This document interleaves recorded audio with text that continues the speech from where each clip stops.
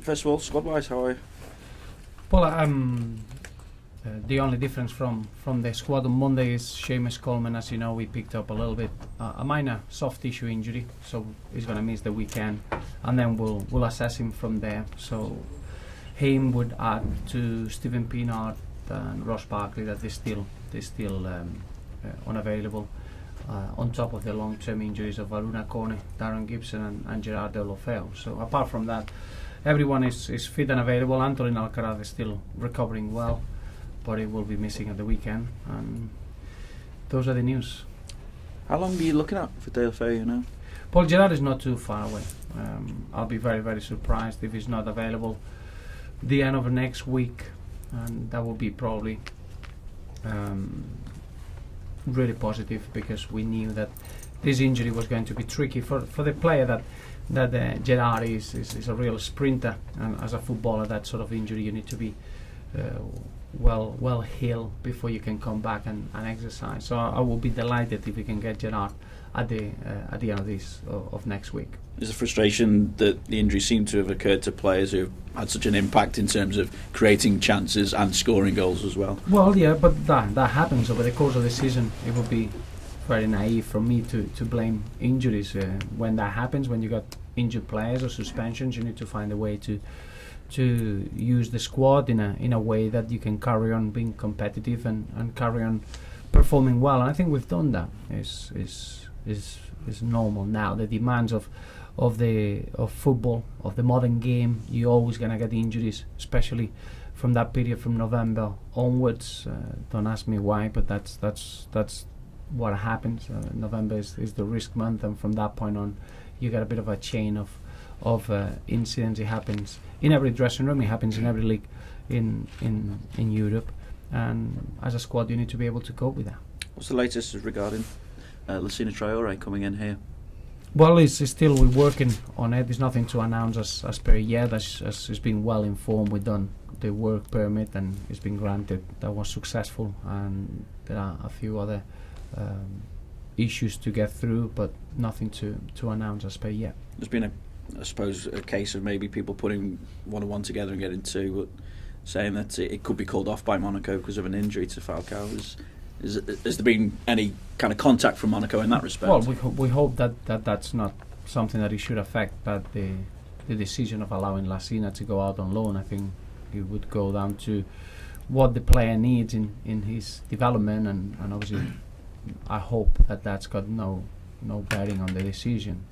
At the moment, obviously, the deal is not completed, so it's difficult for me to comment, but it's a situation that we're going to find out quite quickly over the next few hours. When you do find out, and if it does go through, will that be it business-wise, do you think, in terms of incomings? Yeah, that will be probably the two major targets that we had. It was that striker and Aidan McGeady, so we're delighted in that respect, and clearly that's been very good business from our point of view. But as I say, we haven't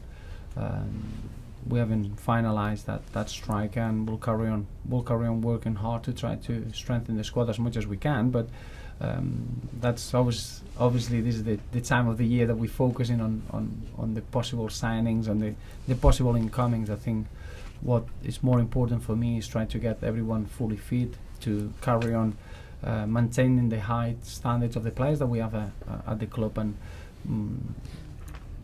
for us to be able to be successful in the second half of the season, it'll be more about the levels and the standards and keeping the players that we have at the club, rather than any possible incomes and any possible rumours to become true. When you see Manchester United about to spend nearly £40 million on Juan Mata, though, does that kind of emphasise the job that you've got to stay ahead of those kind of teams in the race for those top four spots? No, but that's nothing changed over the years. You understand that.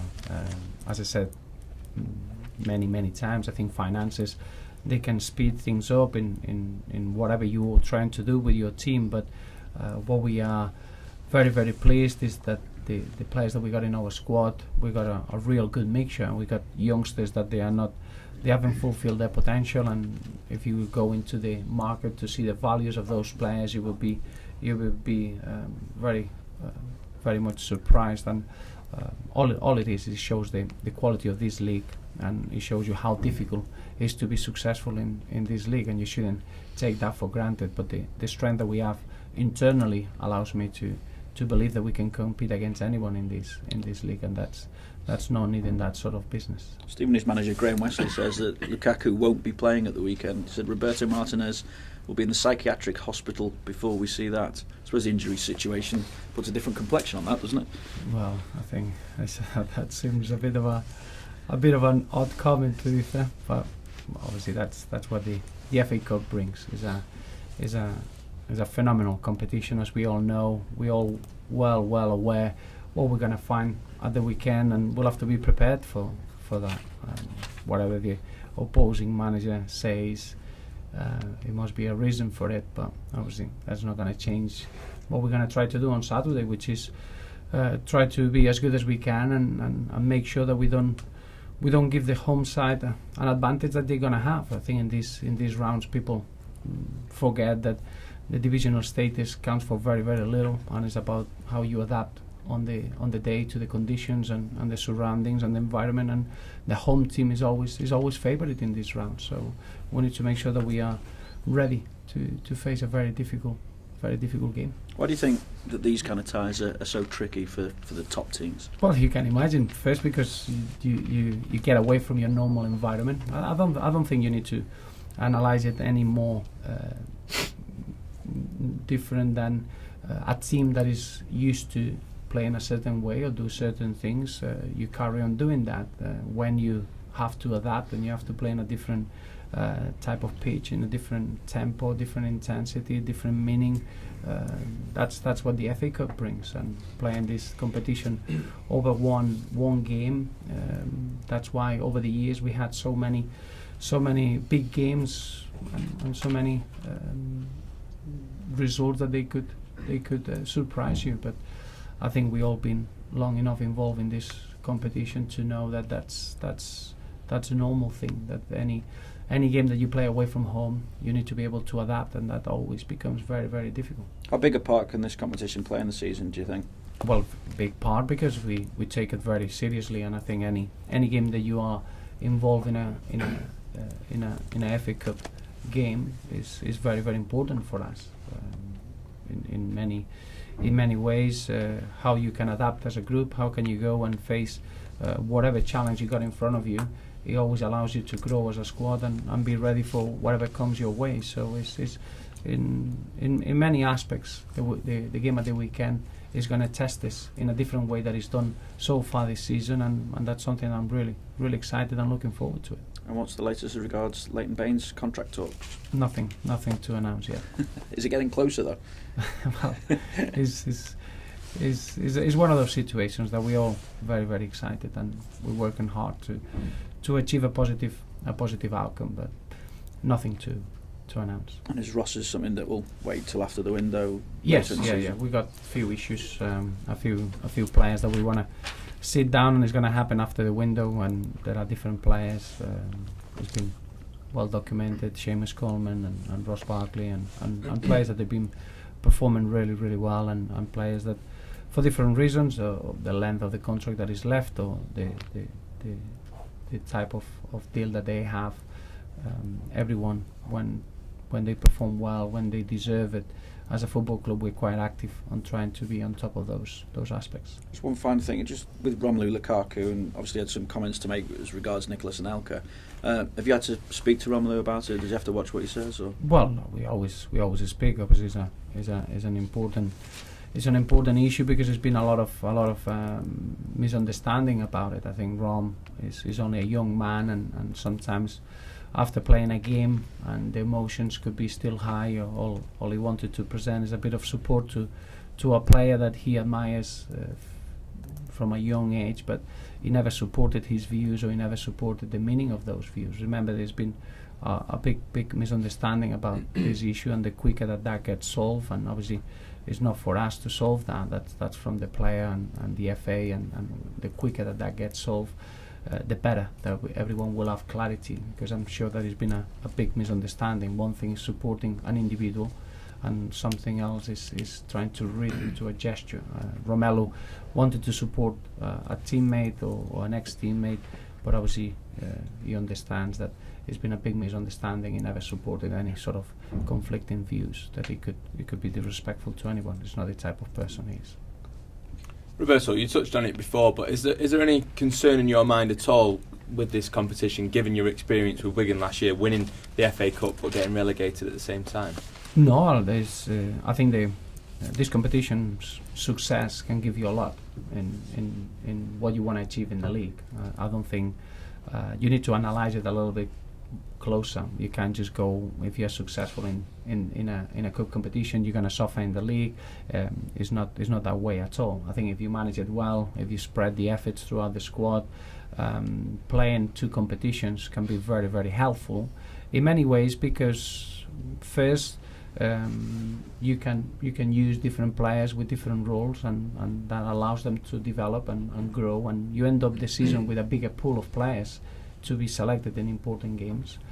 And second, to be able to be successful in the FA Cup is something that is very important to create good memories, and that's the reason that you're involved in football. So one shouldn't take away any power of the role that we want to have in the league at all. It's the opposite. Yeah, it is the opposite. So a good cup run could actually push you on towards a top four finish. Absolutely, yeah. And I think it's important that from now till the end of the season, and you saw it on Monday, every game that you go into the league, they're completely different. You'll have to be able to adapt. You'll have to be able to find a way to always be yourself. And when you do that in cup games, you couldn't get a bigger or a harder challenge than that. And obviously going away to Stevenage, we'll have to adapt. We'll have to be able to compete on the day and make sure that we take that flexibility into the league campaign. And I see that as a real good challenge that's going to help us to be even stronger as a group from now to the end of the season.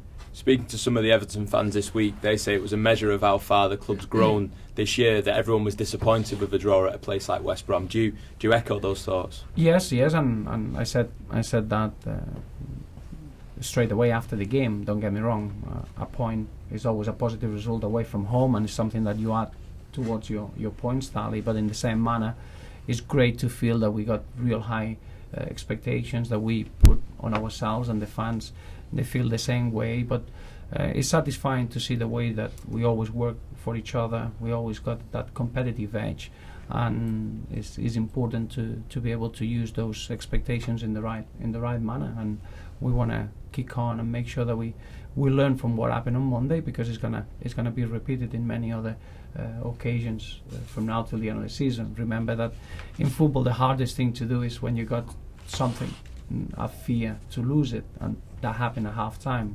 All of a sudden we 1-0 up, win a top 4 position in the league, and probably the way that we normally play with real composure and controlling games, we play with a little bit of a fear to have something to lose, and that's something that we need to be able to overcome, and that's something that as a football club we want to embrace, because only big clubs can cope with that sort of pressure. On a wider point on the transfer market, it seems to have been a quiet January so far, but do you think this big transfer that Manchester United are on the verge of completing could actually spark everyone into life? It can make a chain of transfers that may make it a busy end to the window? Not really, no. I think always the window is always busy in the last few days, because sometimes you're holding on to a good value per money, and sometimes clubs do exactly the same, and I think you always get a little bit of a chain reaction of events in the last 2-3 days. But I don't think a big transfer would change the mentality of the clubs of allowing the best players to go. I don't think that's going to be the case. I just feel that in any window you expect movement. It's been very, very quiet this one, and probably it's because people are hanging on for values and get the right measurements in those deals. Thank you. Roberto, how confident are you that Leighton Baines will sign that new contract? The overall vibe's good. Yeah, it is good, but obviously it's something that until it's done, you don't really know. For me, what's exciting is to see a player that I said it many times, in the best moment of his career, in terms of the experience that he's accumulating, the role that he has at the club, the exciting prospect of playing in a World Cup with England. For us, it's very important that he commits himself for a longer period. I enjoyed working with him. I enjoyed seeing the way that he's hungry to know the game, hungry to develop, and is the sort of character that you want at the club. So we're going to work as hard as we can. But as I say, I think it's been everything very, very positive, and I think it's a good will from both parties to get it concluded. He gives you the impression that deep down he wants to stay. Well, he always said that. You always get as a player when your contract is gonna run down or is at the end of your contract, you're gonna have some thoughts of what's next. He's never dropped his standards, and even in periods of difficulty, especially when the window was open in the summer, he's always been a pristine professional. He's been an incredible human being around the footballer that we all know.